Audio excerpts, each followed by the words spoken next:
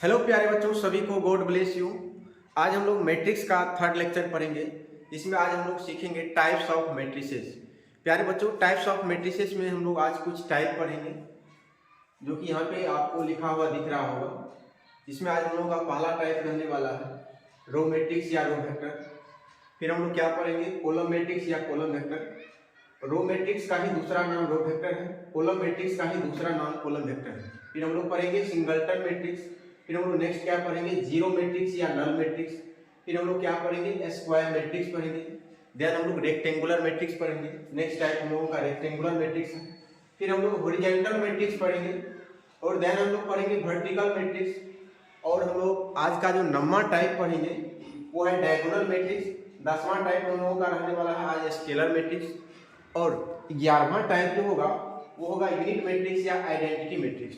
ठीक है प्यारे बच्चों, तो आप लोग अच्छे से वीडियो को देखिए और अच्छा से आप लोगों को हर एक टाइप को सीखना है, समझना है।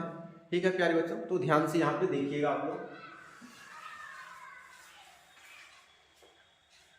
तो इन सभी टाइपों को समझाने से पहले मैं एक चीज़ आप लोगों को बता दूँ। आप लोग को सेकेंड वीडियो में जेंडर फॉर्म अच्छे से हम बताए हुए हैं। तो जेंडर फॉर्म का 2 रूप था, एक बड़ा सा रूप हम बताए हुए थे और एक छोटा रूप था। तो हम लोग जितना भी डिफिनेशन सीखेंगे इन सभी के डिफिनेशन में हम लोग आज मदद लेने वाले हैं किसका, जनरल फॉर्म का सेकेंड रूप का।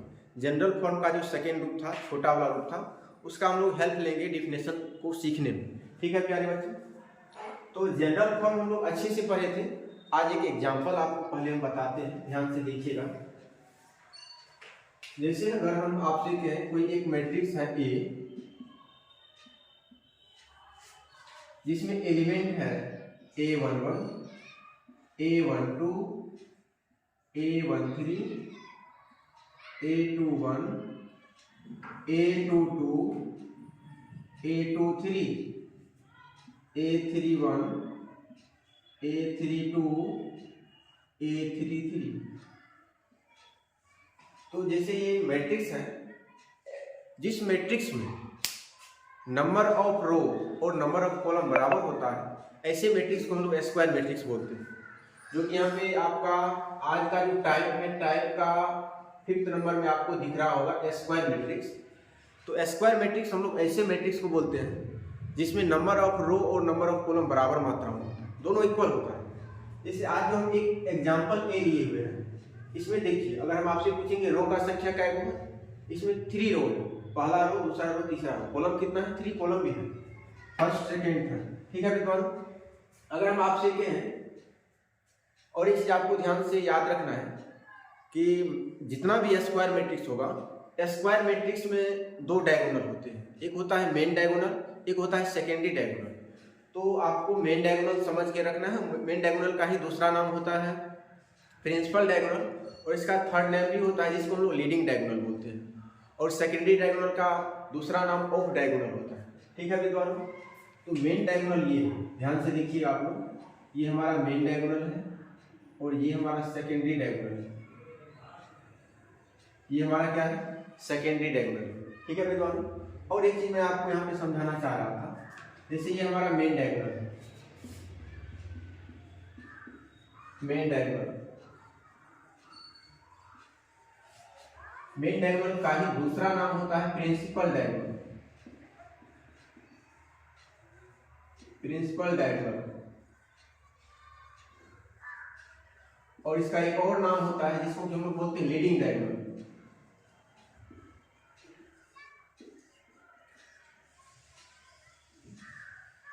लीडिंग डायगोनल या तो हम मेन डायगोनल बोले या प्रिंसिपल डायगोनल बोले या लीडिंग डायगोनल बोले, तीनों एक ही बात होता है। तो आपको समझना है कि ये मेन डायगोनल, ये हमारा मेन डायगोनल होता है, ये सेकेंडरी डायगोनल होता है। सबसे ज्यादा यूज मेन डायगोनल का ही हम लोग करेंगे। ये हमारा सेकेंडरी डायगोनल है, या इसी का दूसरा नाम ऑफ डायगोनल भी होता है, सेकेंडरी डायगोनल, या इसी को हम लोग ऑफ डायगोनल भी बोलते हैं।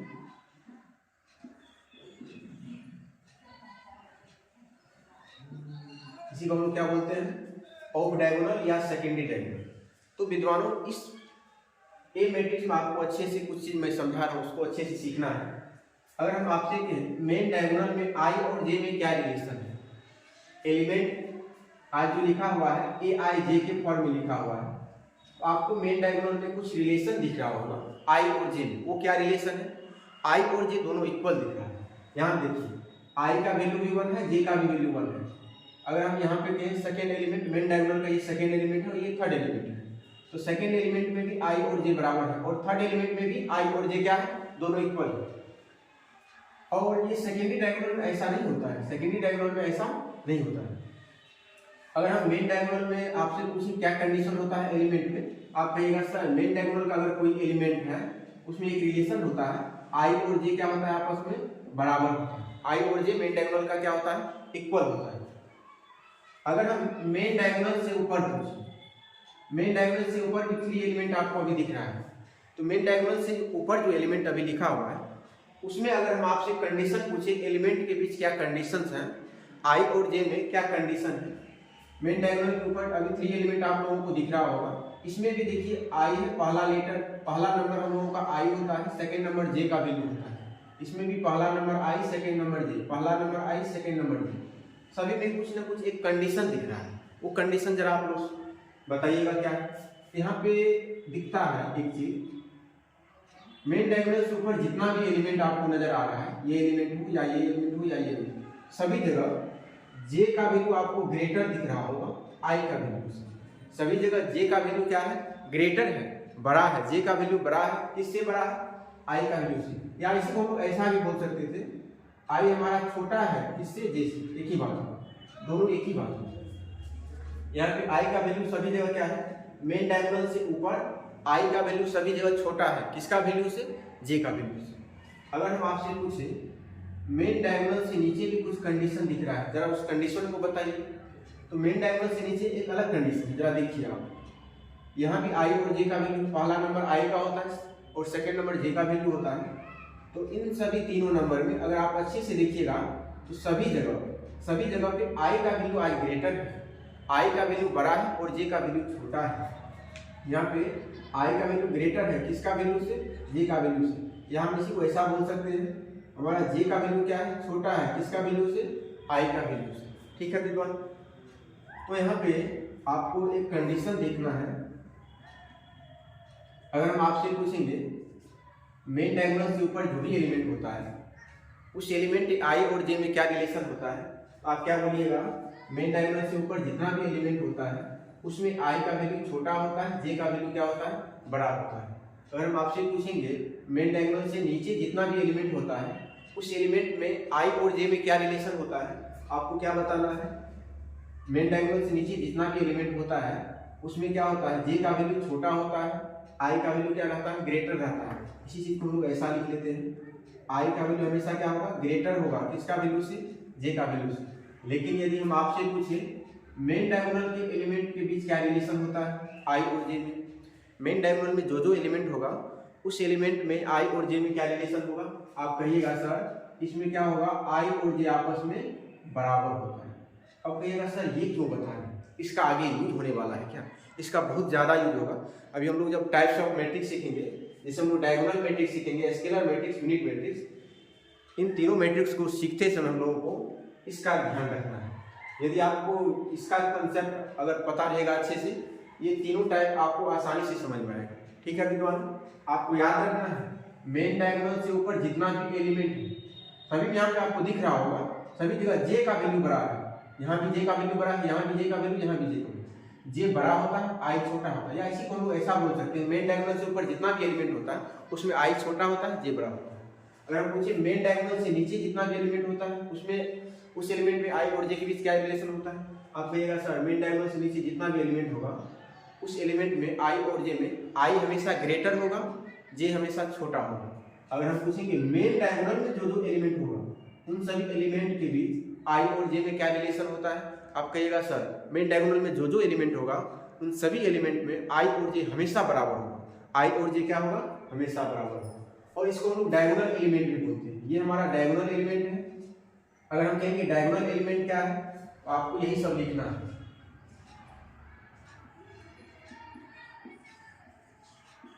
Diagonal elements. अगर हम कहेंगे डायगोनल एलिमेंट्स लिखिए तो आप क्या लिखिएगा, A11, A22, A33, ये हमारा डायगोनल एलिमेंट्स है।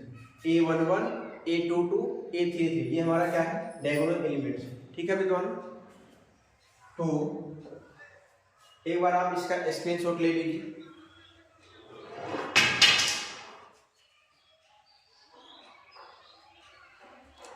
अब हम लोगों को फर्स्ट टाइप सीखना है जो कि क्या है, रो मैट्रिक्स या रो वेक्टर, जो कि क्या है, रो मैट्रिक्स या रो वेक्टर।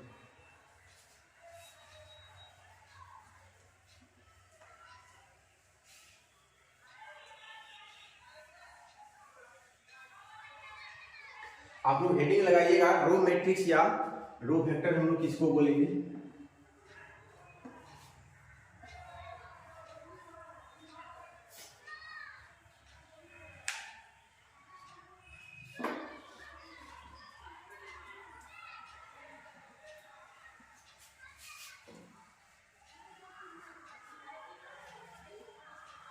आप लोग हेडिंग लगाइए, रो मैट्रिक्स या रो वेक्टर।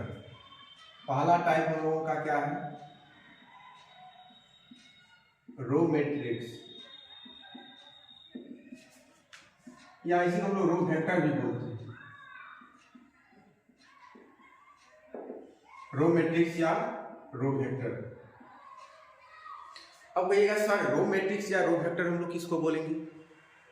पहले हम लोग एग्जाम्पल देखेंगे, हर एक टाइप में पहले हम लोग एग्जाम्पल देखेंगे और देन हम लोग डेफिनेशन को सीखेंगे। पहले एक एग्जाम्पल देखिए, जैसे मान लीजिए एक कोई मैट्रिक्स है जिसमें एलिमेंट है 2 4 9 3 2। ठीक है मित्रों, अगर हम आपसे पूछे ए मैट्रिक्स का ऑर्डर क्या है, आप कहिएगा सर इस मैट्रिक्स का जो ऑर्डर है वो 1 बाय, इसका ऑर्डर 1 बाय क्या है 5 है। ए मैट्रिक्स का ऑर्डर क्या है 1 बाय 5 है। अब कहिएगा सर 1 बाय 5 इसका ऑर्डर बताइए, तो ये हमारा मैट्रिक्स रो मैट्रिक्स हो जाएगा क्या। यस, ये हमारा रो मैट्रिक्स ही है। अब कहिएगा रो मैट्रिक्स का कंडीशन क्या होता है। किसी मैट्रिक्स को हम लोग रो मैट्रिक्स तब बोलेंगे जब उसमें नंबर ऑफ रो 1 हो। किसी मैट्रिक्स को हम लोग रो मैट्रिक्स तब कहेंगे जब उसमें नंबर ऑफ रो कितना होगा 1 होगा। अब कहिएगा कॉलम कितना 5 होना चाहिए सर, क्या नहीं, कॉलम के लिए कोई कंडीशन नहीं है। कॉलम 1 भी हो सकता है, 2 भी हो सकता है, 3 भी हो सकता है, कॉलम कुछ भी हो सकता है, लेकिन नंबर ऑफ रो क्या होना चाहिए 1 होना चाहिए। और हम लोग ऑर्डर को जनरल फॉर्म में कैसे लिखते हैं बाबू, ऑर्डर को हम लोग लिखते हैं m बाय n के फॉर्म में। m बाय किसके फॉर्म में, n के फॉर्म में। इसका मतलब m का वैल्यू कितना होना चाहिए 1 होना चाहिए। m का वैल्यू कितना होना चाहिए 1 होना चाहिए। ठीक है मित्रों, यदि किसी मैट्रिक्स में m का वैल्यू 1 है तो ऐसे मैट्रिक्स को हम लोग रो मैट्रिक्स बोलेंगे। और एक एग्जांपल देखिए यहाँ पे, और एक एग्जांपल देखिए यहाँ पे, जैसे मान लीजिए कोई मैट्रिक्स B है जिसमें एलिमेंट है 2 4। ठीक है मित्रों, इसमें एलिमेंट क्या है 2 4। इसका अगर हम ऑर्डर पूछे आपसे 2 4 एलिमेंट है, इसका अगर ऑर्डर पूछे क्या बोलिएगा 1 बाय 2, 1 बाय 2।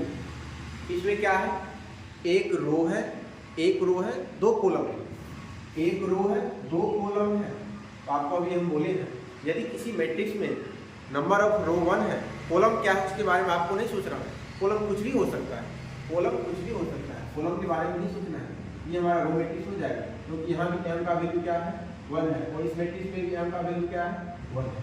तो ऐसे मैट्रिक्स को हम लोग क्या बोलेंगे, रो मैट्रिक्स बोलेंगे। ठीक है विद्वान, तो अब हम डेफिनेशन को सीखते हैं। या एक और एग्जांपल देख लीजिए, मान लीजिए कोई सी मैट्रिक्स है जिसमें नंबर ऑफ एलिमेंट एक ही है, मान लीजिए 7 एक एलिमेंट, तो ये भी हमारा रो मैट्रिक्स कहलाएगा। इस मैट्रिक्स को भी हम लोग क्या बोलेंगे, रो मैट्रिक्स बोलेंगे, क्योंकि इसमें नंबर ऑफ रो कितना है 1 है। आज कॉलम का संख्या भी 1 ही है, इसमें रो भी 1 है और कॉलम का भी संख्या 1 है। कॉलम क्या है उसके बारे में आपको बोले नहीं सोचना है, लेकिन आपको देखना है रो का संख्या 1 नहीं है, ये 1 बाय 1। ठीक है मित्रों, अब हम इसका डेफिनेशन सीखते हैं। हम लोग डेफिनेशन सीखेंगे a बराबर aij m बाय n। आप लोगों को याद आ गया होगा, ये मैट्रिक्स का जनरल फॉर्म है। ये मैट्रिक्स का क्या है, जनरल फॉर्म। आप लोग मैट्रिक्स का जनरल फॉर्म से कोई भी मैट्रिक्स बना सकते हैं। तो आज ये जो मैट्रिक्स का जनरल फॉर्म है, ये हमारा क्या बनेगा, आज रो मैट्रिक्स बनेगा। ये रो मैट्रिक्स कब बन जाएगा, जब इसमें m का वैल्यू 1 होगा। जब इसमें m का वैल्यू क्या होगा, 1 होगा। तो a बराबर a i j m by n is a row matrix.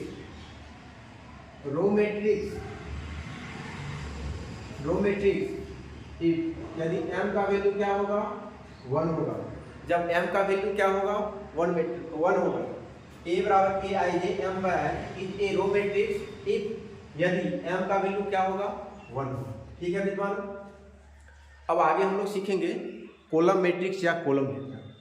Next हम लोग क्या सीखेंगे, कॉलम मैट्रिक्स या कॉलम वेक्टर। दूसरा टाइप आज हम लोगों का क्या है, कॉलम मैट्रिक्स।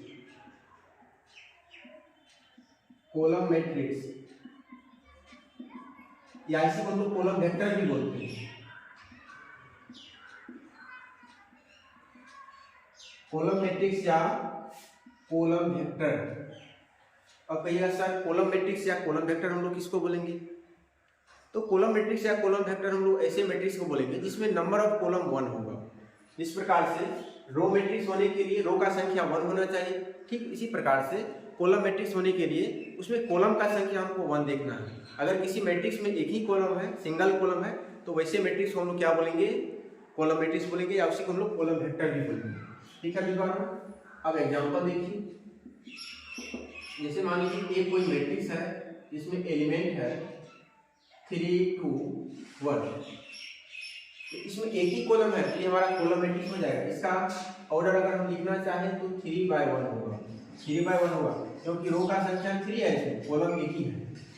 और एक एग्जांपल देख लीजिए, मान लीजिए कोई बी मैट्रिक्स है जिसमें एलिमेंट है 7, या मान लीजिए 2, ये भी हमारा क्या होगा, ये भी हमारा कॉलम मैट्रिक्स होगा, क्योंकि इसमें कॉलम एक ही है। आज रो भी 1 है, कोई आपत्ति नहीं है, आपको रो के बारे में नहीं सोचना है। कॉलम मैट्रिक्स होने के लिए आपको केवल देखना है कॉलम 1 है कि नहीं है, रो कितना है उसके लिए आपको चिंता नहीं करना है। रो कुछ भी हो सकता है, लेकिन कंडीशन क्या है, कॉलम का संख्या 1 होना चाहिए। तो इसका डिफिनेशन देखिए। आज ए जो है हमारा जनरल फॉर्म एक मैट्रिक्स है ए i j m by N, जिसका ऑर्डर है। ए हमारा एक मैट्रिक्स है जो कि जनरल फॉर्म में है। ये हमारा क्या कहलाएगा, ये हमारा कॉलम मैट्रिक्स कहलाएगा। कॉलम मैट्रिक्स ये तब कहलाएगा जब इसमें n का वैल्यू 1 हो जाएगा। जब इसमें n का वैल्यू क्या होगा, 1 होगा। तो इतना इज ए कॉलम मैट्रिक्स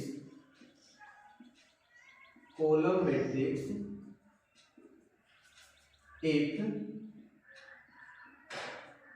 जब इसमें n का वैल्यू क्या होगा, 1 होगा। ये हमारा मैट्रिक्स का जनरल फॉर्म है। ये हमारा आज क्या कहलाएगा, is a column matrix if यदि n का वैल्यू क्या होगा, 1 हो जाएगा। यदि किसी भी मैट्रिक्स में कॉलम का संख्या 1 है, n का वैल्यू 1 है, इसका मतलब है कि वो हमारा कॉलम मैट्रिक्स है। ठीक है विद्वानों, एक बार आप स्क्रीनशॉट लीजिए।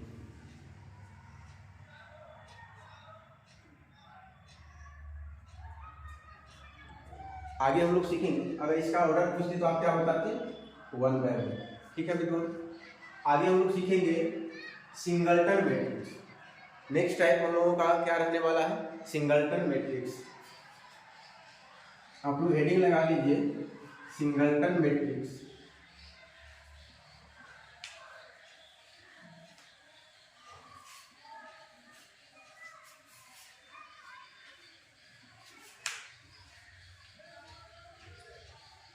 अब कहिएगा सर सिंगलटन मैट्रिक्स का क्या कंडीशन रहने वाला है, जरा बताइए। सिंगलटन मैट्रिक्स हम लोग किस टाइप के मैट्रिक्स को बोलेंगे। तो विद्वानों आपको अच्छे से देखना है, सिंगलटन मैट्रिक्स का भी कंडीशन हम अच्छे से बताएंगे। आप लोग हेडिंग लगा लीजिए। थर्ड नंबर हम लोगों का क्या है, सिंगलटन मैट्रिक्स।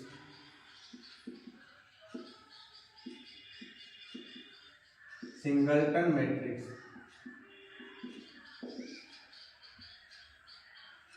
पहले हम लोग कुछ एग्जांपल देखते हैं। जैसे मान लीजिए ये मैट्रिक्स है जिसमें एलिमेंट का संख्या एक ही है, मान लीजिए यहाँ पे 3। कोई बी मैट्रिक्स है जिसमें एक ही एलिमेंट है, मान लीजिए ए। कोई सी मैट्रिक्स है जिसमें एक ही एलिमेंट है जीरो, एलिमेंट के रूप में आज जीरो है, इंक्रीज क्या है जीरो। कोई डी मैट्रिक्स है जिसमें एक ही एलिमेंट है, मान लीजिए माइनस। अब कहिएगा सर इन सभी मैट्रिक्स को हम सिंगलटन मैट्रिक्स बोलेंगे क्या? यस मैम, ये सभी मैट्रिक्स हमारा सिंगलटन कहलाएगा। इसका मतलब सिंगलटन मैट्रिक्स होने के लिए उसमें नंबर ऑफ एलिमेंट कितना होना चाहिए? 1 होना चाहिए। उसमें नंबर ऑफ एलिमेंट क्या होना चाहिए? 1। यदि किसी मैट्रिक्स में एक ही एलिमेंट है तो ऐसे मैट्रिक्स को हम लोग सिंगलटन मैट्रिक्स बोलेंगे। यदि किसी मैट्रिक्स में एक ही एलिमेंट है तो ऐसे मैट्रिक्स को हम लोग क्या बोलेंगे? सिंगलटन मैट्रिक्स बोलेंगे। ठीक है मित्रों, ये हमारा ए बी सी डी ये सारा एग्जाम्पल किस मैट्रिक्स का है? सिंगलटन का है। अब कहिएगा सर ये जो सिंगलटन मैट्रिक्स है ये बात समझ में आ गई। आप तो बताए हैं यदि किसी मैट्रिक्स में एक रो है होता है तो रो मैट्रिक्स कहलाता है। इसमें तो रो का संख्या 1 है, 1 बाय 1, इसका भी ऑर्डर 1 बाय 1, इसका भी ऑर्डर 1 बाय 1, इसका भी ऑर्डर 1 बाय 1। इसका मतलब ये सिंगलटन के साथ साथ रो मैट्रिक्स भी होगा। यस बाबू, ये रो मैट्रिक्स भी होगा और साथ ही साथ ये सिंगलटन भी है। और आप कहिएगा सर इसमें कॉलम भी तो एक ही है, इसका मतलब ये कॉलम मैट्रिक्स भी होगा। यस, ये कॉलम मैट्रिक्स भी है, ये हमारा कॉलम मैट्रिक्स भी है और रो मैट्रिक्स भी है और साथ ही साथ ये सिंगलटन मैट्रिक्स भी है। अगर किसी मैट्रिक्स में एक ही एलिमेंट होता है तो वो हमारा रो मैट्रिक्स भी कहलाता है, कॉलम मैट्रिक्स भी कहलाता है, साथ ही साथ वो सिंगलटन मैट्रिक्स भी कहलाएगा। ठीक है विद्वानों, यदि आप स्क्वायर मैट्रिक्स पढ़ लीजिएगा, स्क्वायर का जब हम लोग कंडीशन सीख जाएंगे, नेक्स्ट हम लोग स्क्वायर मैट्रिक्स सीखेंगे, तो स्क्वायर का यदि आप कंडीशन पढ़ लीजिएगा तो अब तब आप बोलिएगा ये सब स्क्वायर मैट्रिक्स भी कहलाएगा। स्क्वायर का कंडीशन ये होता है उसमें रो और कॉलम बराबर होता है। आपको यहाँ पे दिख रहा है सभी जगह रो कॉलम बराबर है, रो कॉलम बराबर है, रो कॉलम बराबर है। यदि किसी मैट्रिक्स में रो और कॉलम बराबर होता है तो ऐसे मैट्रिक्स को हम स्क्वायर मैट्रिक्स भी बोलते हैं। ठीक है विद्वानों, तो ये जो चारों एग्जाम्पल है ये आपका स्क्वायर मैट्रिक्स का भी एग्जाम्पल है, रो मैट्रिक्स का भी एग्जाम्पल है, सिंगलटन मैट्रिक्स का भी एग्जाम्पल है। ठीक है विद्वानों, अब इसका हम लोग डिफिनेशन सीखते हैं। आपको हम बताए थे मैट्रिक्स का जितना भी टाइप है सबका डिफिनेशन हम लोग, मैक्सिमम का डिफिनेशन हम लोग जनरल फॉर्म की मदद से ही सीखेंगे। तो जैसे यहाँ देखिए ए बराबर a i j m by N, ये हमारा मैट्रिक्स का जनरल फॉर्म है और मैट्रिक्स का जनरल फॉर्म से आप कोई भी मैट्रिक्स तैयार कर सकते हैं। ठीक है विद्वान, तो ए बराबर a i j m by n is a singleton matrix. Singleton matrix ये हमारा क्या कहलाएगा? सिंगलटन मैट्रिक्स कहलाएगा इफ यदि m बराबर होगा किसका? n का, और वो किसके बराबर होगा? 1 का। जब m n आपस में क्या होगा? बराबर होगा और वो किसके बराबर होना चाहिए? 1 के बराबर। सभी जगह देखिए m n बराबर है, m n बराबर है, वो किसके बराबर है? 1 के बराबर है। यदि किसी मैट्रिक्स में एक रो होगा, एक कॉलम होगा, एक रो होगा, एक कॉलम होगा, तो हमारा सिंगलटन मैट्रिक्स कहलाएगा। ये चारों एग्जांपल सिंगलटन मैट्रिक्स का था। डिफिनेशन देख लीजिए, ए बराबर ये हमारा मैट्रिक्स है, मैट्रिक्स का जनरल फॉर्म है। ये मैट्रिक्स क्या बनेगा? इज ए सिंगलटन मैट्रिक्स, ये हमारा सिंगलटन मैट्रिक्स कहलाएगा। कब कहलाएगा? इफ यदि m बराबर क्या होगा? n होगा, ये दोनों आपस में क्या होना चाहिए? बराबर होना चाहिए, और वो किसके बराबर होना चाहिए? 1 के बराबर होना चाहिए, तभी इस मैट्रिक्स को हम लोग क्या बोल पाएंगे? सिंगलटन मैट्रिक्स बोल पाएंगे। ठीक है विद्वानों, आप लोगों को अच्छे से समझ में आ गया होगा सिंगलटन मैट्रिक्स। अब जरा सा भी कंफ्यूजन नहीं होनी चाहिए सिंगलटन को समझने में आप लोगों को। तो अब लोग नेक्स्ट जो सीखेंगे वो क्या रहने वाला है? जीरो मैट्रिक्स या नल मैट्रिक्स। हम लोग नेक्स्ट क्या सीखेंगे? जीरो मैट्रिक्स या नल मैट्रिक्स। अब आप लोग कहिएगा सर जीरो मैट्रिक्स का क्या कंडीशन रहने वाला है? यहाँ पे ध्यान से आप लोग देखिएगा, जीरो मैट्रिक्स या नल मैट्रिक्स। चौथा टाइप आज हम लोगों का क्या है? Zero matrix. जीरो मैट्रिक्स, इसी का दूसरा नाम नल मैट्रिक्स भी होता है। नल मैट्रिक्स, जीरो मैट्रिक्स या नल मैट्रिक्स।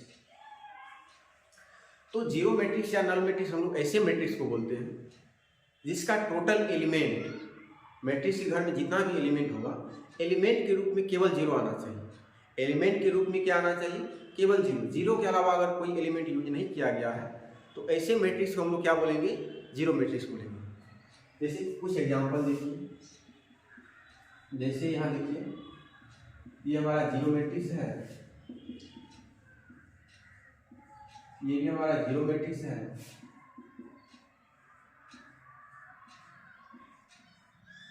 ये भी हमारा जीरो मैट्रिक्स है।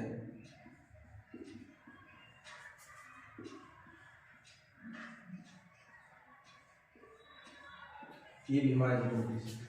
अगर इसका ऑर्डर पूछेंगे क्या बोलिएगा 1 by 1, इसका ऑर्डर 2 by 2, इसका ऑर्डर क्या होगा 3 by 3, इसका ऑर्डर क्या होगा 2 by 3। किसी भी ऑर्डर का हो सकता है। जीरो मैट्रिक्स किसी भी ऑर्डर का हो सकता है, लेकिन जीरो मैट्रिक्स होने के लिए उस मैट्रिक्स में जितना भी एलिमेंट होगा वो टोटल एलिमेंट क्या होना चाहिए, जीरो ही होना चाहिए, जीरो के अलावा कुछ नहीं होना चाहिए। जीरो मैट्रिक्स होने के लिए जितना भी इंट्रीज होगा ये सब हमारा इंट्रीज कहलाता है। एलिमेंट को हम लोग इंट्रीज भी बोलते हैं और साथ ही साथ कंपोनेंट भी बोलते हैं। यदि किसी मैट्रिक्स का टोटल एलिमेंट जीरो है, यानी कि एलिमेंट के रूप में जो भी एलिमेंट है उसमें टोटल जीरो ही होना चाहिए, जीरो के अलावा कुछ नहीं होना चाहिए, तो ऐसे मैट्रिक्स को हम लोग क्या बोलेंगे, जीरो मैट्रिक्स बोलेंगे। और जीरो मैट्रिक्स को हम लोग केवल जीरो से भी डिनोट करते हैं। जीरो मैट्रिक्स को हम लोग केवल जीरो से भी डिनोट करते हैं। पहले हम लोग इसका डिफिनेशन सीखेंगे,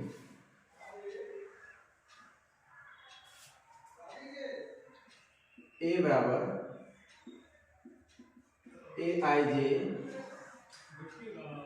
एम बाय एन, ए बराबर a i j m by N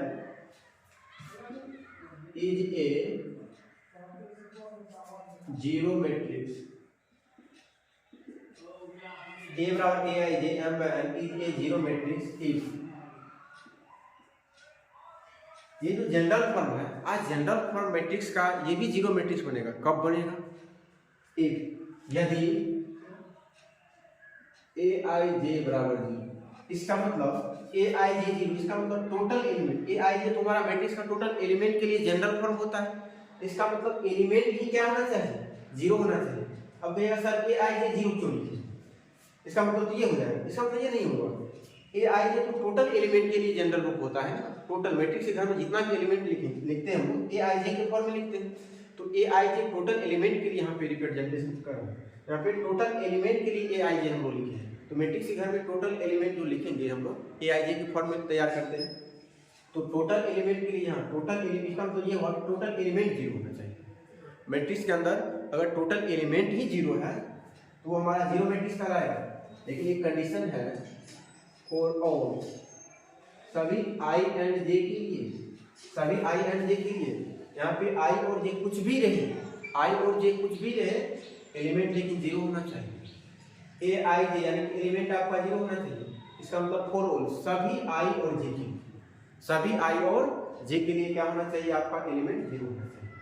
और जीरो मैट्रिक्स को हम लोग केवल जीरो से भी डिनोट करते हैं, जीरो मैट्रिक्स को स्पेशली हम लोग जीरो से भी डिनोट करते हैं। आप लोग स्टार दे के लिख लीजिएगा, zero matrix is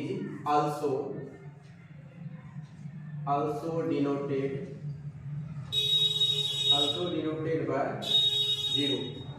zero matrix is also denoted by zero. Zero matrix को हम लोग केवल जीरो से भी क्या करते हैं, डिनोट करते हैं। एक बार आप लोग स्क्रीनशॉट ले लीजिए।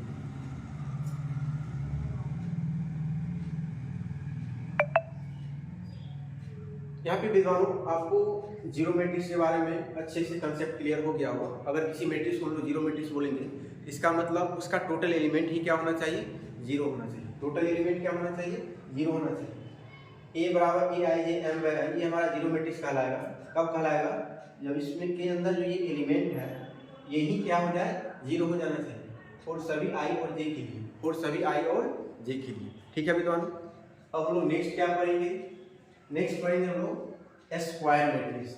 आज का हम लोगों का जो पांचवा टाइप है वो क्या है, स्क्वायर मैट्रिक्स है। तो हम लोग पहले स्क्वायर मैट्रिक्स को सीखेंगे। तो आप लोग हेडिंग लगाइए स्क्वायर मैट्रिक्स। हेडिंग क्या लगाना है, स्क्वायर मैट्रिक्स।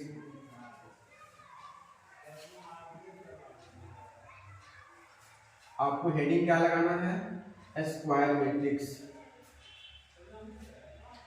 पांचवा टाइप हम लोगों का क्या है, स्क्वायर मैट्रिक्स। स्क्वायर मैट्रिक्स कहिएगा सर स्क्वायर मैट्रिक्स तो आप तो बता दिए, फिर से आप बता रहे, तो एक डिफिनेशन तो समझना है ना, हम लोगों को लिखना है ना। पहले एग्जांपल देखिए,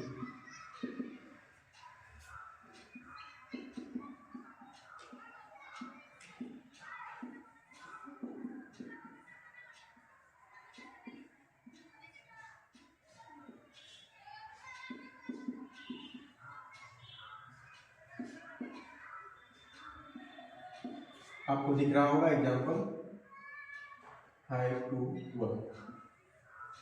अगर हम आपसे पूछेंगे ए का ऑर्डर क्या होगा, कहिएगा सर 1 बाय 1, एक रो एक कॉलम 1 बाय 1। बी का ऑर्डर 2 बाय 2, दो रो है दो कॉलम है, दो रो दो कॉलम है। इसका ऑर्डर क्या होगा रे बाबू, 3 बाय 3, 3 बाय 3।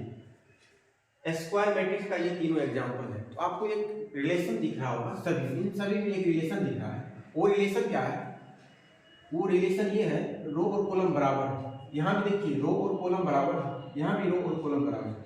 यदि किसी मैट्रिक्स में रो और कॉलम का संख्या आपस में बराबर होगा तो ऐसे मैट्रिक्स को हम लोग क्या बोलेंगे, स्क्वायर मैट्रिक्स बोलेंगे। ऐसे मैट्रिक्स को हम लोग क्या बोलेंगे, स्क्वायर मैट्रिक्स बोलेंगे। ठीक है विद्वान, आपको केवल ये देखना है रो और कॉलम का संख्या बराबर है।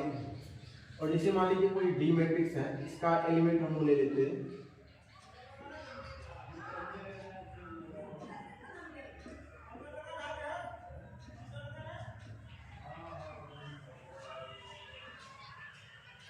अगर हम आपसे पूछेंगे डी मैट्रिक्स में नंबर ऑफ रो कितना है, 4 है, कॉलम का संख्या कितना है 4, तो इसका ऑर्डर क्या हो जाएगा 4 बाय 4। तो कहिएगा सर ये तो जीरो मैट्रिक्स है, क्या जीरो मैट्रिक्स भी स्क्वायर मैट्रिक्स होगा? ये भी स्क्वायर, जीरो मैट्रिक्स को भी स्क्वायर मैट्रिक्स बोलेंगे, तब बोलेंगे जब उसमें रो और कॉलम बराबर हो जाएगा। जब उसमें क्या हो जाएगा, रो और कॉलम बराबर हो जाएगा। तो कोई भी मैट्रिक्स हमारा स्क्वायर मैट्रिक्स तब कहलाएगा जब उसमें रो और कॉलम का संख्या क्या हो, बराबर हो। एलिमेंट क्या है वो आपको नहीं देखना है, जिसका जो कंडीशन बता रहे हैं उस कंडीशन को केवल पकड़ के आपको रखना है। जैसे हम अभी बता रहे हैं स्क्वायर मैट्रिक्स होने के लिए रो कॉलम बराबर होना चाहिए, रो कॉलम बराबर होना चाहिए, रो कॉलम बराबर होना चाहिए, रो कॉलम बराबर होना चाहिए। उसमें एलिमेंट क्या है उसको आपको नहीं देखना है। एलिमेंट कुछ भी आ सकता है, एलिमेंट के रूप में सभी जगह जीरो भी आ सकता है, नॉन जीरो एलिमेंट भी हो सकता है, जीरो के अलावा भी कोई एलिमेंट हो सकता है। ठीक है विद्वानों, तो स्क्वायर मैट्रिक्स होने के लिए केवल रो कॉलम बराबर होना चाहिए। रो कॉलम क्या होना चाहिए, बराबर होना चाहिए। आइए हम लोग डिफिनेशन भी समझते हैं। तो ए बराबर a i j m by n is a square matrix, square matrix यदि m बराबर क्या होगा, n होगा। और ये ऑब्जेक्टिव बिहार बोर्ड हर एक साल पूछता है, ये काफी इंपॉर्टेंट भी है। आपको कंडीशन क्या देगा, a बराबर a i j m by n is a square matrix, ठीक है। और 4 ऑप्शन देगा, जिसमें एक ऑप्शन ये भी दिखेगा m बराबर n। तो आपको जहां भी दिखिएगा कि m बराबर n है वहां पे आपको टिक लगाना है। ठीक है विद्वान, उसी को रंगना है। तो a बराबर a i j m by n is a square matrix. कोई मैट्रिक्स स्क्वायर मैट्रिक्स तब कहलाएगा, ये मैट्रिक्स है जनरल फॉर्म है, ये जनरल फॉर्म स्क्वायर मैट्रिक्स तब बनेगा जब m और n आपस में क्या हो जाएगा, बराबर हो जाएगा। अब हम लोगों को नेक्स्ट क्या सीखना है, हम लोगों का नेक्स्ट क्या सीखना है विद्वानों, हम लोगों को नेक्स्ट सीखना है रेक्टेंगुलर मैट्रिक्स, आयताकार मैट्रिक्स। एक बार स्क्रीनशॉट ले लीजिए। अब हम लोगों को क्या सीखना है, रेक्टेंगुलर मैट्रिक्स।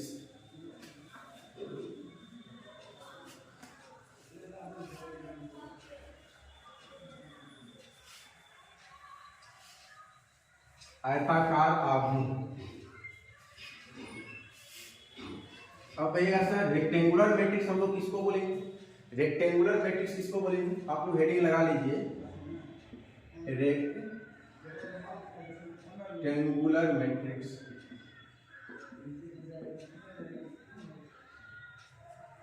अब स्क्वायर मैट्रिक्स का बहुत सारा टाइप है, इसके बाद हम लोग सीखेंगे। ठीक है विद्वान, पहले आप लोग हेडिंग लगाइए रेक्टेंगुलर मैट्रिक्स। अब कहिएगा रेक्टेंगुलर मैट्रिक्स का क्या कंडीशन होना चाहिए, पहले कुछ एग्जांपल हो। मान लीजिए ए मैट्रिक्स है, इसमें एलिमेंट है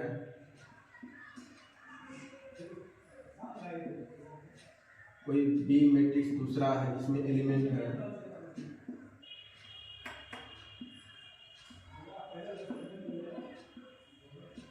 और एक मैट्रिक्स सी है जिसमें एलिमेंट है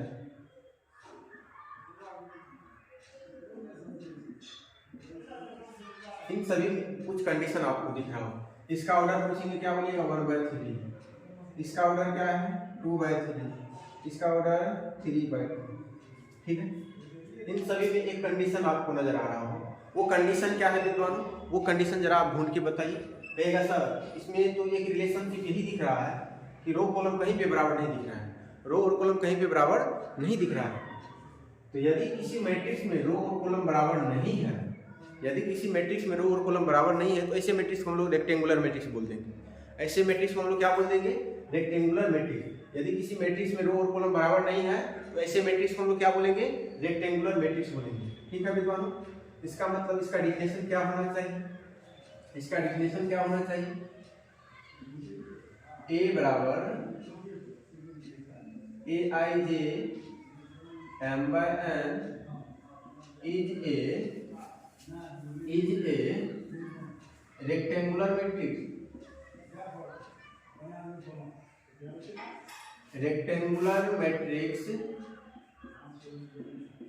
if यदि m बराबर नहीं होगा किसका? n। कहीं भी m n आपस में बराबर नहीं है, कहीं भी m n आपस में बराबर नहीं दिख रहा है, तो कोई मैट्रिक्स का जनरल फॉर्म, ये जो हमारा मैट्रिक्स ए मैट्रिक्स है, इज ए रेक्टेंगुलर मैट्रिक्स। ये रेक्टेंगुलर मैट्रिक्स तब कहलाएगा जब m और n आपस में बराबर नहीं होगा, जब m और n आपस में बराबर नहीं होगा। कोई मैट्रिक्स हमारा रेक्टेंगुलर तब कहलाएगा जब उसमें नंबर ऑफ रो और नंबर ऑफ कॉलम आपस में इक्वल नहीं होगा। यदि इक्वल हो गया तो वो स्क्वायर मैट्रिक्स हो जाएगा, यदि इक्वल नहीं है, यदि वो इक्वल नहीं है तो वो रेक्टेंगुलर मैट्रिक्स होगा। ठीक है विद्वान, एक बार स्क्रीनशॉट लीजिए।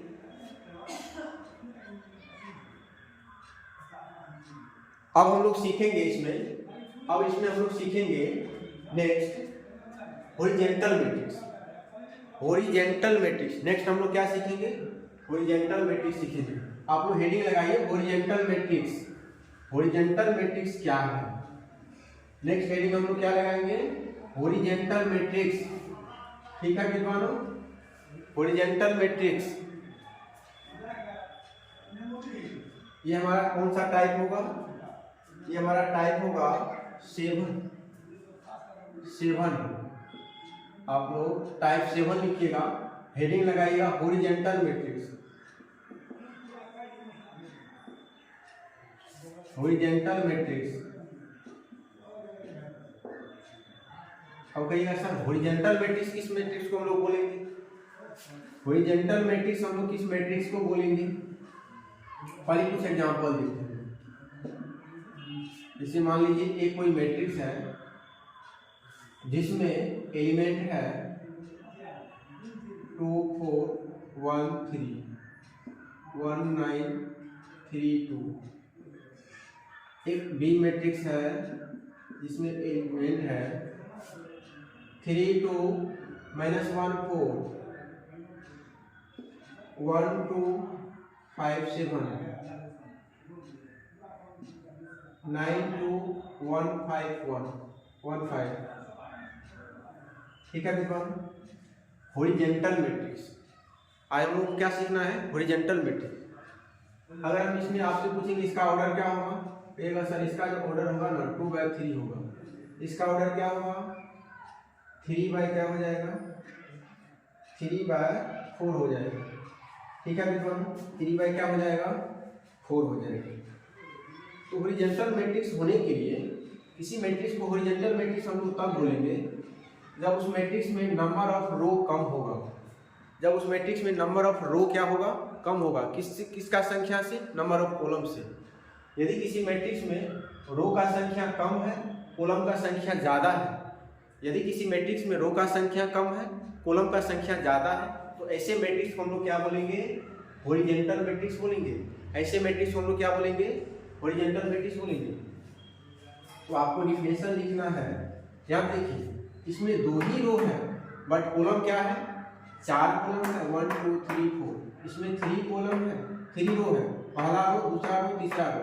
रो का संख्या यहाँ पे 3 है बट कॉलम यहाँ पे कितना है? 4 है। तो हॉरिजॉन्टल मैट्रिक्स होने के लिए कम से कम एक कॉलम ज़्यादा होना चाहिए रो की संख्या से, कम से कम एक कॉलम ज़्यादा होना चाहिए टोटल रो की संख्या से। अगर दोनों इक्वल है, यदि दोनों इक्वल है तो वो स्क्वायर मैट्रिक्स हो जाएगा, तब उसको हम लोग हॉरिजॉन्टल नहीं बोलेंगे, तब हम लोग उसको हॉरिजॉन्टल नहीं बोलेंगे। ठीक है विद्वानों, यदि कोई मैट्रिक्स क्या कहलाएगा? हॉरिजॉन्टल मैट्रिक्स कहलाएगा, तो उसमें नंबर ऑफ रो क्या होना चाहिए? कम होना चाहिए। तो हॉरिजॉन्टल मैट्रिक्स होने के लिए तो कॉलम ज्यादा होगा तब ना हॉरिजॉन्टली लाइन आपको बड़ा दिखेगा। हॉरिजॉन्टल लाइन कब बनेगी? जब हॉरिजॉन्टल लाइन बड़ा तब बनेगा, हॉरिजॉन्टल लाइन बड़ा तब बनेगा जब कॉलम ज्यादा हो जाएगा। कॉलम क्या होगा? ज्यादा हो जाएगा। ठीक है मित्रों, ए बराबर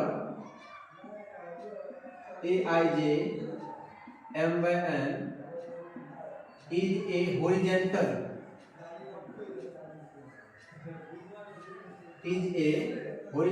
मैट्रिक्स इफ यदि एम क्या होगा? लेस होगा किससे? एन से। तो कोई जनरल फॉर्म मैट्रिक्स का हमारा, ये मैट्रिक्स हमारा हॉरिजॉन्टल मैट्रिक्स तब कहलाएगा जब उसमें नंबर ऑफ रो कम होगा किसका संख्या से? नंबर ऑफ कॉलम से, तब हम लोग हॉरिजॉन्टल बोलेंगे। जब रो का संख्या कम है, कॉलम का संख्या ज्यादा है, तो हमारा मैट्रिक्स क्या कहलाएगा? हॉरिजॉन्टल मैट्रिक्स कहलाएगा। आगे आपको हेडिंग लगाइएगा वर्टिकल मैट्रिक्स। आगे हेडिंग क्या लगाना है? Vertical matrix.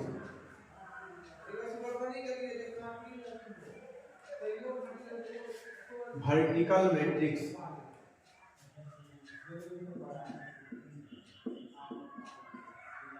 Vertical matrix. आगे हेडिंग क्या लगाना है? Vertical matrix. अब वर्टिकल मैट्रिक्स में क्या होगा? इसका उल्टा कंडीशन हो जाएगा। जस्ट इसका क्या होगा? अपोजिट कंडीशन हो जाएगा। जैसे कुछ एग्जांपल देखिए, मान लीजिए ए मैट्रिक्स है जिसमें एलिमेंट है 1 5 9। ये हमारा वर्टिकल मैट्रिक्स है। इसको वर्टिकल इसीलिए हम लोग बोलेंगे, वर्टिकल होने के लिए रो का संख्या कम से कम एक ज्यादा होना चाहिए किसका संख्या से? कॉलम का संख्या से। वर्टिकल मैट्रिक्स होने के लिए रो का संख्या कम से कम एक रो ज्यादा होगा किसका संख्या से? कॉलम का संख्या से। ये हमारा वर्टिकल मैट्रिक्स है। और इसका हम ऑर्डर लिखना चाहें तो ऑर्डर क्या हो जाएगा? 3/1 हो जाएगा। ऑर्डर क्या हो जाएगा?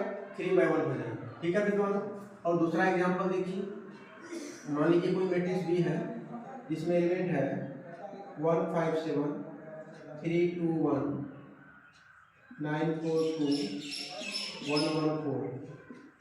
ये भी हमारा वर्टिकल मैट्रिक्स है, क्योंकि इसमें देखिए रो का संख्या क्या है? 4 है, कॉलम का संख्या क्या है? 3 है। आज कॉलम कम है, रो का संख्या ज्यादा है। इसी मैट्रिक्स को हम लोग वर्टिकल मैट्रिक्स कब बोलेंगे? जब रो का संख्या ज्यादा होगा, रो का संख्या ज्यादा होगा, कॉलम का संख्या कम होगा। कॉलम का संख्या क्या होगा? कम होगा। तो इसी डिफिनेशन से हम लोग तैयार करेंगे। ए बराबर a i j m by is a vertical matrix. Vertical matrix is a vertical matrix, यहाँ पे लिखा हुआ था मैट्रिक्स ए बराबर a i j m by is a vertical matrix if यदि क्या होगा? एम ग्रेटर होगा किससे? एन से। जब रो का संख्या ज्यादा होगा, कॉलम का संख्या कम होगा, तब ऐसे मैट्रिक्स को हम लोग क्या बोलेंगे? वर्टिकल मैट्रिक्स बोलेंगे। ठीक है विद्वानों, और लोग नेक्स्ट क्या सीखेंगे? नेक्स्ट आज हम लोग पढ़ेंगे डायगोनल मैट्रिक्स। 8वां टाइप आज हम लोगों का क्या है? Diagonal matrix. ठीक है विद्वानों, तो आप लोग एक बार स्क्रीनशॉट ले लीजिए। नेक्स्ट टाइप हम लोग आज क्या पढ़ेंगे? Diagonal matrix.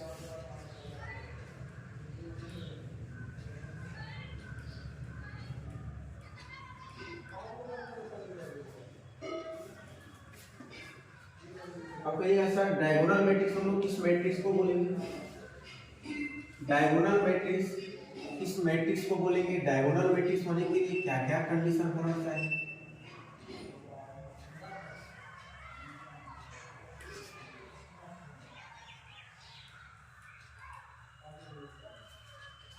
आप लोग भी हेडिंग लगा लीजिए डायगोनल मैट्रिक्स।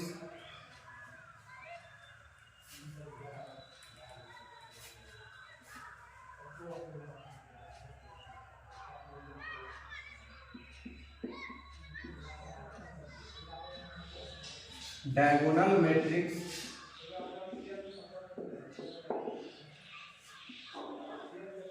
कहिएगा सर डायगोनल मैट्रिक्स किस मैट्रिक्स को हम लोग बोलेंगे? पहले कुछ एग्जांपल हम लोग समझते हैं।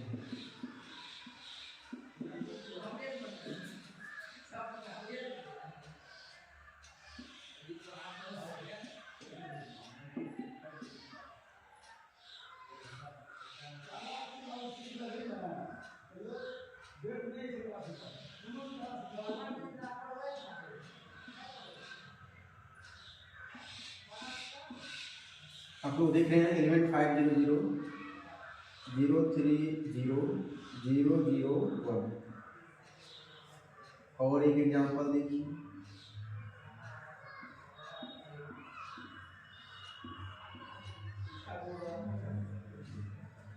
तो ये जितना भी आप एग्जांपल देख रहे हैं ये सारा एग्जांपल हमारा डायगोनल मैट्रिक्स का है। सारा एग्जांपल किस मैट्रिक्स का है? डायगोनल मैट्रिक्स का है। अब कहेगा सर डायगोनल मैट्रिक्स होने के लिए क्या कंडीशन होना चाहिए?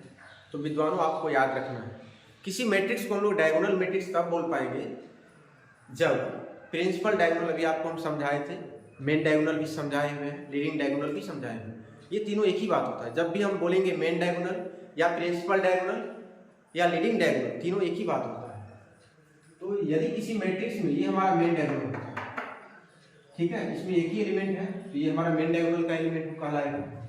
यदि हमारा किसी मैट्रिक्स में मेन डायगोनल से ऊपर और नीचे का एलिमेंट यदि 0 है, यदि किसी मैट्रिक्स में मेन डायगोनल से ऊपर और नीचे का एलिमेंट टोटल 0 है, यदि किसी मैट्रिक्स में मेन डायगोनल से ऊपर और नीचे का टोटल एलिमेंट अगर 0 है, तो ऐसे मैट्रिक्स को हम लोग क्या बोलते हैं?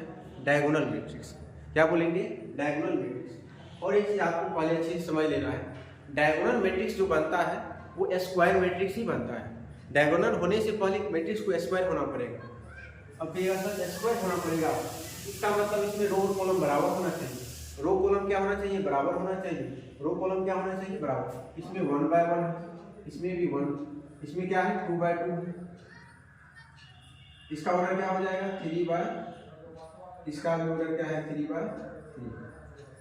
तो किसी मैट्रिक्स को हम लोग डायगोनल मैट्रिक्स तब बोलेंगे जब उस मैट्रिक्स में हम लोग एक कंडीशन देखेंगे। वो कंडीशन क्या होना चाहिए?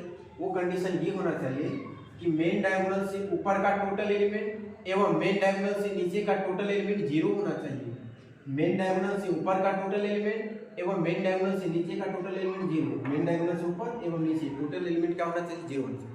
अब कहिएगा सर आप बोले हैं मेन डायगोनल से ऊपर और नीचे टोटल 0 होना चाहिए, इसका मतलब मेन डायगोनल में कोई 0 नहीं होगा क्या? ऐसा बात नहीं है। मेन डायगोनल में कुछ भी हो सकता है। मेन डायगोनल में कुछ भी हो सकता है। मेन डायगोनल में ऐसा भी हो सकता है कि एक भी एलिमेंट नॉन जीरो एलिमेंट ना। मेन डायगोनल का टोटल एलिमेंट 0 भी हो सकता है, 0 नहीं भी हो सकता है। मान लीजिए एक एग्जांपल हम पी ले रहे हैं, इसमें एलिमेंट है 3 0 0 0 0 1 0 0 0 0 0 0। यहाँ पे देखिए मेन डायगोनल में अभी एक ही एलिमेंट ऐसा है जो कि 0 नहीं है, ये भी हमारा डायगोनल मैट्रिक्स कहलाएगा। ये भी हमारा क्या होगा? डायगोनल मैट्रिक्स कहलाएगा।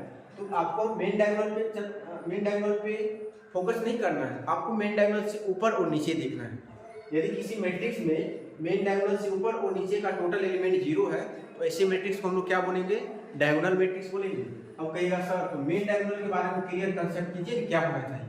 तो मेन डायगोनल का टोटल एलिमेंट भी 0 आ सकता है। जैसे एक एग्जांपल देखिए, ये भी हमारा डायगोनल मैट्रिक्स का एग्जांपल है। मेन डायगोनल में टोटल एलिमेंट 0 आ भी सकता है, नहीं भी आ सकता है। मान लीजिए 2 को 0 आ गया, 1 नहीं आया, तभी ये डायगोनल मैट्रिक्स होगा, ठीक है। मान लीजिए कभी कभी क्या होगा,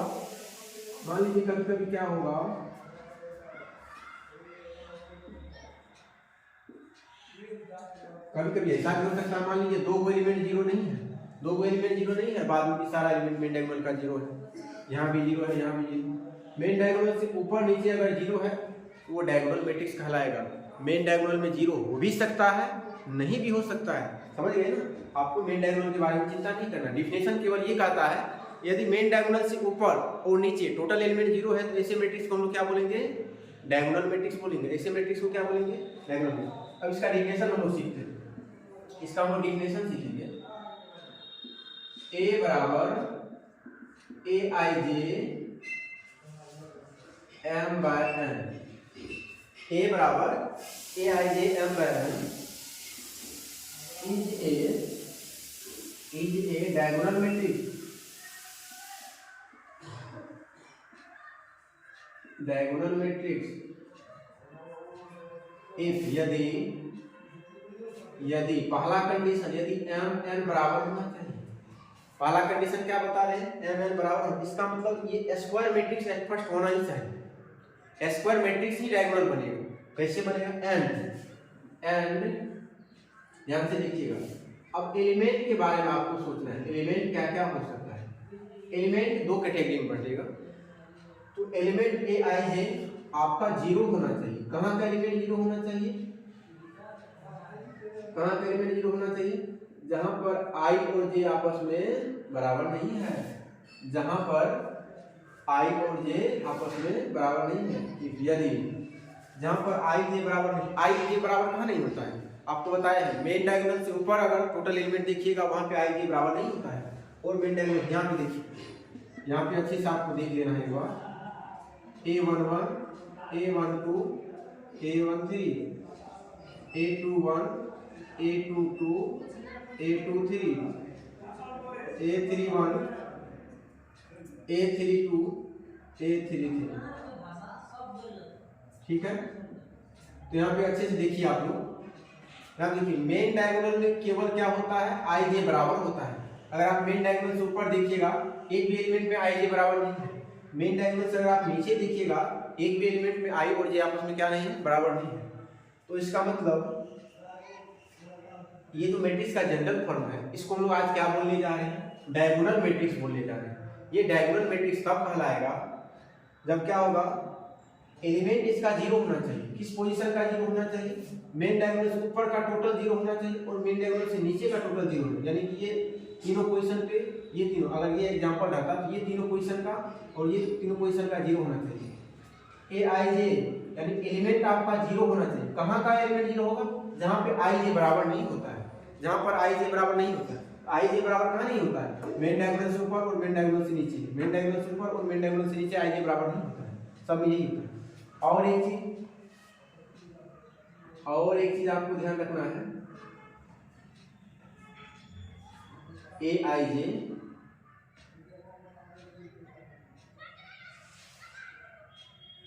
जे जीरो होना चाहिए, जहां पे आई जे बराबर नहीं होता है। केवल यही कंडीशन आपको याद रखना है, केवल यही कंडीशन आपको क्या रखना है, याद रखना है। ए आई जे बराबर क्या होना चाहिए, जीरो होना चाहिए, जहां पर आई जे बराबर नहीं होता।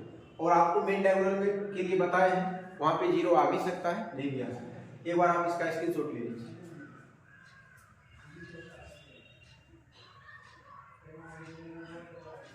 अब हम लोग सीखेंगे स्केलर मैट्रिक्स। अब हम लोग क्या सीखेंगे नेक्स्ट, स्केलर मैट्रिक्स सीखेंगे। मेन डायगोनल मैट्रिक्स में आपको परेशानी नहीं होना चाहिए। यदि आपसे कोई पूछता है डायगोनल मैट्रिक्स क्या है, आप उसको क्या बोलिएगा, ऐसे मैट्रिक्स को हम लोग डायगोनल मैट्रिक्स बोलेंगे जिस मैट्रिक्स में मेन डायगोनल से ऊपर का टोटल एलिमेंट जीरो होना चाहिए, एलिमेंट ग्रुप में टोटल एलिमेंट जीरो, और मेन डायगोनल से नीचे का टोटल एलिमेंट क्या होना चाहिए, जीरो। और अगर आपको फंसाने के लिए मान लीजिए ऐसा कहा जाता है कि मेन डायगोनल में क्या होना चाहिए, आप उसको कहिएगा मेन डायगोनल में टोटल एलिमेंट जीरो हो भी सकता है, नहीं भी हो सकता है। अगर पूछेगा मेन डायगोनल में क्या होना चाहिए, तो आपको क्या बोलना है, मेन डायगोनल का टोटल एलिमेंट भी जीरो हो सकता है और जीरो नहीं भी हो सकता है, क्योंकि मेन डायगोनल के लिए आपको कंडीशन डिफिनेशन में नहीं कहा गया है। यहाँ देखिए डिफिनेशन केवल क्या कहता है, ए बराबर a i j m by n is a diagonal matrix. ये डायगोनल मैट्रिक्स कहलाएगा जब एम एन आपस में क्या होगा, बराबर होगा, एम और एन आपस में बराबर होगा, साथ ही साथ एलिमेंट जीरो होना चाहिए। कहाँ का एलिमेंट जीरो होना चाहिए, जहां पर आई जे बराबर नहीं होता है। आई जे बराबर कहाँ पे नहीं होता है, मेन डायगोनल से ऊपर नहीं होता है, मेन डायगोनल से नीचे नहीं होता है। मेन डायगोनल के बारे में आपको कुछ नहीं डिफिनेशन में कहा गया है, इसीलिए मेन डायगोनल में जीरो हो भी सकता है, नहीं भी हो सकता है। अच्छे से याद रखना। अब हम लोग क्या पढ़ेंगे, 10वां टाइप हम लोग पढ़ेंगे स्केलर मैट्रिक्स। 10वां टाइप हम लोग क्या सीखेंगे यार, स्केलर मैट्रिक्स सीखेंगे। आप लोग हेडिंग लगाइए स्केलर मैट्रिक्स। हेडिंग क्या लगाना है आप लोगों को, स्केलर मैट्रिक्स।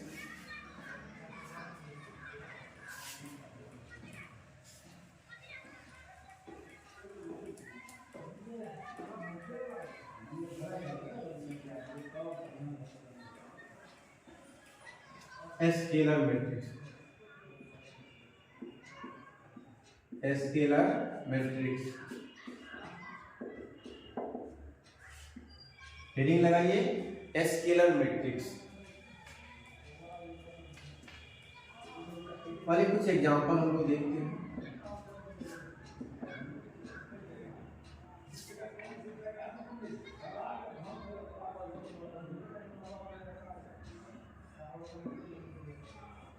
ए मैट्रिक्स है जिसमें एलिमेंट है 2 0 0 2। बी कोई मैट्रिक्स है जिसमें एलिमेंट है -5 0 0 0 -5 0 0 0 -5। कोई सी मैट्रिक्स है जिसमें एलिमेंट है a 0 0 0 a 0 0 0 a। ठीक है विद्वानों, और हम आपसे पूछेंगे ये तीनों में क्या कंडीशन दिख रहा है। आप कहिएगा सर तीनों में एक रिलेशन दिख रहा है, मेन डायगोनल में जो जो एलिमेंट है सभी जगह सेम एलिमेंट आ रहा है। इसका मतलब फर्स्ट कंडीशन देखिए, फर्स्ट कंडीशन सभी का ऑर्डर देखो बराबर है, सभी का ऑर्डर क्या है बराबर दिख रहा है। यहाँ भी सभी का ऑर्डर क्या दिख रहा है, यहाँ 3/3 होगा, ये 3 बाय क्या होगा 3, यहाँ भी हम लोग क्या लिखेंगे 3/3। ठीक है मित्रों, तो स्केलर मैट्रिक्स जो बनेगा वो हमारा डायगोनल मैट्रिक्स ही स्केलर बनता है। तो डायगोनल होने के लिए तो स्क्वायर होना जरूरी है, स्क्वायर मैट्रिक्स ही डायगोनल बनेगा। अब देखिए यहाँ स्केलर मैट्रिक्स जो बनेगा वो डायगोनल ही स्केलर बनेगा। स्केलर मैट्रिक्स कौन बनेगा, डायगोनल मैट्रिक्स ही क्या बनता है स्केलर बनता है। इसका मतलब डायगोनल में जो जो कंडीशन होता है उसको ये 100% फुलफिल करेगा। डायगोनल का जो डिफिनेशन है उसको ये 100% क्या करेगा फुलफिल करेगा, तभी ये स्केलर बन पाएगा। ठीक है विद्वानों, क्योंकि आपको हम बता दिए हैं स्केलर मैट्रिक्स होने के लिए पहले इसको क्या होना पड़ेगा डायगोनल मैट्रिक्स होना पड़ेगा, और डायगोनल होने के लिए स्क्वायर तो होना ही पड़ेगा। इसका मतलब स्केलर मैट्रिक्स भी हमेशा स्क्वायर मैट्रिक्स ही बनेगा। स्क्वायर मैट्रिक्स ही क्या बनता है स्केलर मैट्रिक्स भी बनता है, और स्क्वायर मैट्रिक्स ही डायगोनल मैट्रिक्स बनता है। तो ध्यान से आपको अच्छे से यहाँ पे देखना है, सभी में रो कॉलम बराबर दिख रहा है। इसका मतलब ये स्क्वायर मैट्रिक्स भी है, रो कॉलम बराबर किसमें होता है स्क्वायर मैट्रिक्स में होता है। और यहाँ पे आप अच्छे से देखिए सभी जगह मेन डायगोनल से ऊपर नीचे सारा एलिमेंट 0 है, मेन डायगोनल से ऊपर नीचे सारा एलिमेंट 0 है, मेन डायगोनल से ऊपर नीचे सारा एलिमेंट 0 है। तो ये हमारा किसका डिफिनेशन था, मेन डायगोनल से ऊपर नीचे सारा एलिमेंट 0 किसका होता है डायगोनल मैट्रिक्स में होता है। इस मैट्रिक्स में होता है डायगोनल मैट्रिक्स में होता है। अब ध्यान से यहाँ देखना है, लेकिन यहाँ पे एक कंडीशन दिख रहा है कि मेन डायगोनल में जो जो एलिमेंट है सारा एलिमेंट सेम दिख रहा है। यहाँ भी देखिए मेन डायगोनल का दोनों एलिमेंट सेम है, यहाँ भी मेन डायगोनल का तीनों एलिमेंट सेम है, यहाँ भी मेन डायगोनल का तीनों एलिमेंट सेम है। और एक एग्जांपल आपको बताते हैं, अगर हम कहेंगे विद्वानों जरा बताओ यहाँ पे मेन डायगोनल का सारा एलिमेंट सेम है क्या, बोलिएगा हाँ यहाँ भी मेन डायगोनल का सारा एलिमेंट सेम। इसका मतलब ये भी हमारा स्केलर मैट्रिक्स है, ये भी हमारा क्या है स्केलर मैट्रिक्स है। तो थोड़ा सा कंसेप्ट आप लोगों को पकड़ में आ गया होगा कि यदि किसी मैट्रिक्स को स्केलर मैट्रिक्स होना है सबसे पहले तो उसको डायगोनल होना पड़ेगा। डायगोनल होने के लिए मेन डायगोनल से ऊपर और मेन डायगोनल से नीचे टोटल एलिमेंट 0 होना चाहिए। दूसरा कंडीशन ये है कि diagonal element main diagonal element हमेशा सेम होना चाहिए, इक्वल होना चाहिए, साइन तक का अंतर नहीं होना चाहिए, प्लस माइनस तक का डिफरेंस नहीं होना चाहिए।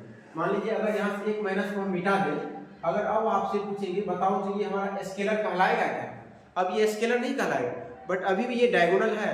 डायगोनल होने के लिए सेम है कि नहीं वो नहीं देखना पड़ता है, लेकिन स्केलर मैट्रिक्स होने के लिए आपको ये देखना पड़ेगा कि मेन डायगोनल में जो जो एलिमेंट है सारा एलिमेंट इक्वल है कि नहीं है, सारा एलिमेंट सेम एलिमेंट है कि नहीं है। सारा एलिमेंट अगर सेम नहीं है तो उसको हम लोग स्केलर मैट्रिक्स नहीं कहेंगे। तो यहाँ देखिए सारा एलिमेंट सेम है, यहाँ भी सारा एलिमेंट सेम है, यहाँ भी सारा एलिमेंट सेम है। ठीक है दोनों, इसका मतलब यानी ये मैट्रिक्स हमारा आज क्या कहलाएगा is a scalar matrix, is a scalar matrix. एक पहला कंडीशन mn बराबर होना चाहिए, क्योंकि स्क्वायर मैट्रिक्स ही क्या बनता है डायगोनल बनता है, और डायगोनल ही आज क्या बनेगा स्केलर बनेगा, डायगोनल ही क्या बनेगा स्केलर। इसका मतलब स्केलर का जो डायगोनल का जो डिफिनेशन था उसको तो ये 100% अपने अंदर रखेगा ही रखेगा, उसको तो ये फुलफिल करेगा ही। इसमें एक्स्ट्रा कंडीशन भी आ जाएगा, ध्यान से देखना, इसमें दो कंडीशन आ जाएगा। एलिमेंट 0 होना चाहिए, कहाँ का 0 होना चाहिए, कहाँ का 0 होना चाहिए, जहाँ पे i और j आपस में बराबर नहीं होता है। i और j बराबर कहाँ नहीं होता है, मेन डायगोनल से ऊपर और मेन डायगोनल से नीचे नहीं होता है। इसका मतलब ये हुआ एलिमेंट आपका 0 होगा, कहाँ का 0 होगा, मेन डायगोनल से ऊपर और नीचे। स्केलर मैट्रिक्स में भी मेन डायगोनल से ऊपर नीचे टोटल एलिमेंट 0 होगा। सेकेंड कंडीशन कि आपका एलिमेंट कांस्टेंट होना चाहिए, कोई कांस्टेंट होना चाहिए। ठीक है, कहाँ का एलिमेंट कांस्टेंट होगा, यदि i बराबर j होगा, यदि i बराबर j होगा। आई और बराबर जे कहाँ पे होता है, आई बराबर जे कहाँ पे होता है, केवल मेन डायगोनल में होता है। आई जे बराबर कहाँ पे होता है, केवल मेन डायगोनल में होता है। देखिए एलिमेंट दो कैटेगरी में बट गया है, कुछ एलिमेंट जीरो होगा, कुछ एलिमेंट कोई कांस्टेंट होगा। कुछ एलिमेंट जीरो होगा, जीरो कहाँ पे होगा, जहाँ पे आई जे बराबर नहीं होता। आई जे बराबर कहाँ नहीं होता, मेन डायगोनल से ऊपर और मेन डायगोनल से नीचे नहीं होता। और ए आई जे कांस्टेंट होगा, कोई रियल नंबर आएगा, कोई कांस्टेंट कोई फिक्स वैल्यू आएगा, कहाँ पे आएगा, जहाँ पे आई जे बराबर होगा। आई जे बराबर केवल मेन डायगोनल में होता है। आई जे बराबर केवल कहाँ पे होता है, मेन डायगोनल में होता है। ये हमारा स्केलर मैट्रिक्स का डेफिनेशन हो गया। ये हमारा किसका डेफिनेशन हो चुका है, स्केलर का। इसका मतलब स्केलर मैट्रिक्स हमारा स्क्वायर मैट्रिक्स भी होता है, डायगोनल मैट्रिक्स भी होता है। स्केलर को हम लोग स्क्वायर मैट्रिक्स भी बोल सकते हैं, डायगोनल भी बोल सकते हैं, साथ ही साथ स्केलर तो बोलेंगे ही बोलेंगे। ठीक है विद्वान, अब लोग लास्ट टाइप क्या पढ़ेंगे, आज का जो लास्ट टाइप है वो है यूनिट मैट्रिक्स या आइडेंटिटी मैट्रिक्स। यूनिट मैट्रिक्स या आइडेंटिटी मैट्रिक्स, एक बार आप लोग स्क्रीनशॉट ले लीजिए। आज हम लोग लास्ट टाइप क्या पढ़ेंगे, यूनिट मैट्रिक्स या आइडेंटिटी मैट्रिक्स। आप लोग हेडिंग लगाइएगा, यूनिट मैट्रिक्स या आइडेंटिटी मैट्रिक्स।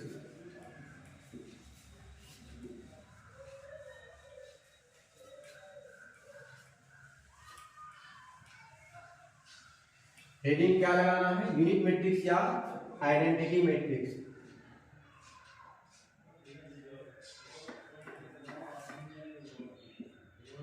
ग्यारहवां टाइप हम लोगों का क्या है, यूनिट मैट्रिक्स, या इसी को हम लोग क्या बोलते हैं, आइडेंटिटी मैट्रिक्स। आइडेंटिटी मैट्रिक्स,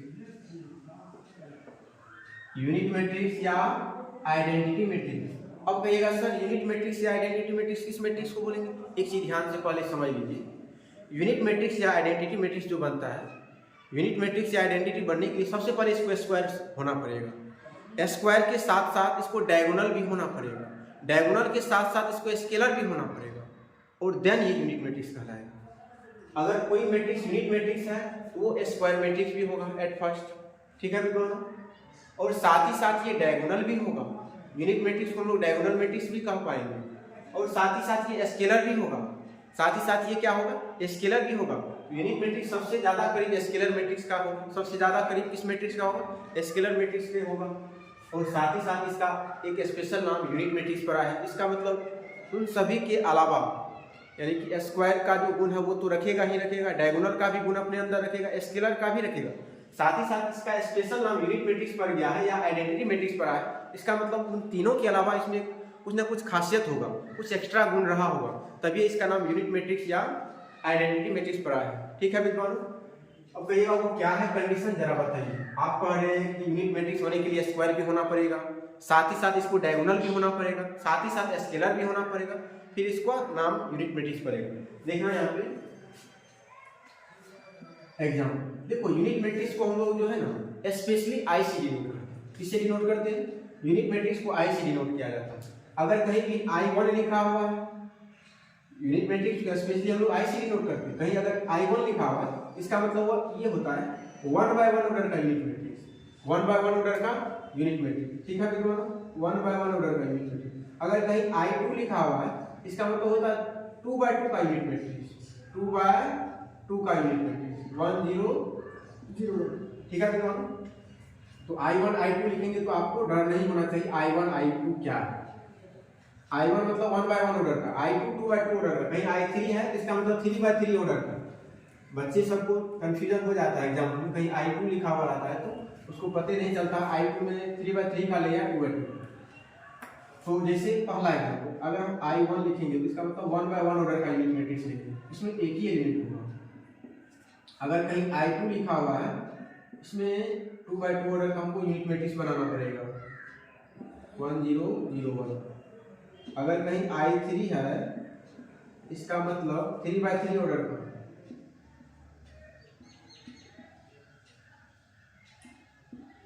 अगर मान लीजिए कहीं I4 है, इसका मतलब 4/4 ऑर्डर का।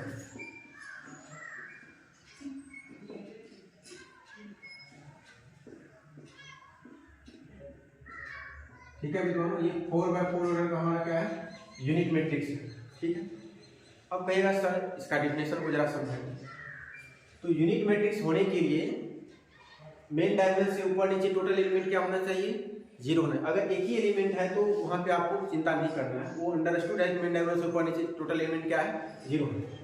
तो I2 में देखिए मेन डायगोनल से ऊपर नीचे टोटल एलिमेंट 0 क्या कहाँ पे होता है, डायगोनल मैट्रिक्स में होता है।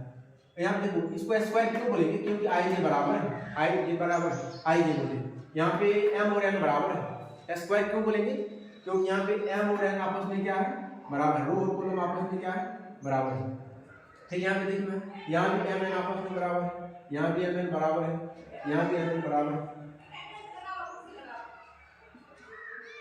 ठीक है, यहाँ पे रो कॉलम आपस में बराबर है, यहाँ भी रो कॉलम बराबर है, रो कॉलम बराबर है, रो कॉलम बराबर है। ये तो स्क्वायर हो गया, रो कॉलम बराबर होता है तो स्क्वायर में। फिर ध्यान से देखिएगा यहाँ पे इसको हम लोग डायगोनल क्यों बोले, डायगोनल होने के लिए मेन डायगोनल से ऊपर नीचे टोटल 0 होना पड़ता है। यहाँ पे देखो मेन डायगोनल से ऊपर नीचे टोटल 0 है, मेन डायगोनल से ऊपर नीचे टोटल 0 है, मेन डायगोनल से ऊपर नीचे टोटल 0 है। इसका मतलब ये डायगोनल मैट्रिक्स भी है। अब स्केलर क्यों है ये जरा समझो, ये स्केलर मैट्रिक्स भी है। स्केलर होने का क्या कंडीशन बताए थे आपको, स्केलर मैट्रिक्स होने के लिए मेन डायगोनल का सारा एलिमेंट सेम होना चाहिए, एक ही जैसा होना चाहिए, सब सेम एलिमेंट होना चाहिए। आज यहाँ पे दिख रहा होगा आप लोगों को कि मेन डायगोनल का सारा जगह सेम एलिमेंट है, सभी पोजीशन पे क्या है, सेम एलिमेंट है। इसका मतलब ये हमारा क्या है, स्केलर मैट्रिक्स भी है। स्केलर होने के लिए मेन डायगोनल का टोटल एलिमेंट सेम होना चाहिए, एग्जैक्ट सेम होना चाहिए, साइन तक का अंतर नहीं होना चाहिए, चिन्ह तक का, प्लस माइनस तक का अंतर नहीं होना चाहिए। ठीक है दोस्तों, अब कहेगा सर इसको यूनिट मैट्रिक्स क्यों कहा गया, स्पेशली आइडेंटिटी मैट्रिक्स या यूनिट मैट्रिक्स क्यों कहा गया। इसको हम लोग यूनिट मैट्रिक्स या आइडेंटिटी मैट्रिक्स इसलिए बोलते हैं क्योंकि यहाँ देखो मेन डायगोनल में तो सेम सभी जगह सेम एलिमेंट है, लेकिन वो एलिमेंट के रूप में केवल 1 आ सकता है, 1 के अलावा कोई नहीं आ सकता है। अगर हम यहाँ पे दे देंगे अभी 2 2 2 2 2 तो वो हमारा स्केलर तो होगा बट वो आइडेंटिटी नहीं होगा। आइडेंटिटी मैट्रिक्स होने के लिए या यूनिट मैट्रिक्स होने के लिए मेन डायगोनल में एलिमेंट की जगह, मेन डायगोनल में एलिमेंट की जगह हमेशा 1 आ सकता है, 1 के अलावा और कोई नहीं आ सकता है। बट स्केलर होने के लिए 1 के अलावा भी कुछ हो सकता है, 2 2 4 4 -5 -5 कुछ भी हो सकता है। लेकिन इसका नाम यूनिट मैट्रिक्स या आइडेंटिटी मैट्रिक्स स्पेशल इसीलिए पड़ा है क्योंकि इसमें मेन डायगोनल का जो एलिमेंट होता है केवल 1 आ सकता है। इसमें मेन डायगोनल में जो एलिमेंट होता है केवल 1 आ सकता है, 1 के अलावा कोई और नहीं आ सकता है। इसीलिए इसका नाम हम लोग यूनिट मैट्रिक्स या आइडेंटिटी मैट्रिक्स बोलते हैं। ठीक है विद्वान, ध्यान दीजिए, इसी डिफिनेशन से इसका डिफिनेशन तैयार हो जाएगा। A बराबर Aij number is a unit matrix, is a unit matrix if यदि m n आपस में क्या होगा, बराबर, क्योंकि स्क्वायर मैट्रिक्स तो होना ही पड़ेगा। एंड सेकंड कंडीशन देखिए क्या लिखे, Aij 0 होना चाहिए। कहाँ पे 0 होना चाहिए, जहाँ i j बराबर नहीं होता। i j बराबर कहाँ नहीं होता, मेन डायगोनल से ऊपर मेन डायगोनल से नीचे, वो कंडीशन तो होगा ही होगा क्योंकि ये डायगोनल मैट्रिक्स भी है ना। फिर देखो अब दूसरा कंडीशन क्या है, मेन डायगोनल का एलिमेंट 1 होना चाहिए, 1 के अलावा और कुछ नहीं हो सकता है। एलिमेंट 1 होगा, एलिमेंट आपका 1 होगा, कहाँ का 1 होगा, जहाँ i j बराबर होता है। i j बराबर कहाँ पे होता है, केवल मेन डायगोनल में होता है। ठीक है मित्रों, एक बार इसका भी आपको स्क्रीनशॉट लीजिए और स्टार देके लिख लीजिएगा, unit matrix is denoted by I, unit matrix is denoted by I. Unit matrix को हम लोग आई से डिनोट करते हैं, आप लोग लिख लीजिएगा, unit matrix is denoted by I, capital I, small I से नहीं, कैपिटल आई से हम लोग डिनोट करते हैं। ठीक है मित्रों, यहाँ से आगे का जो टाइप है हम लोग नेक्स्ट वीडियो में पढ़ेंगे। तब तक के लिए धन्यवाद।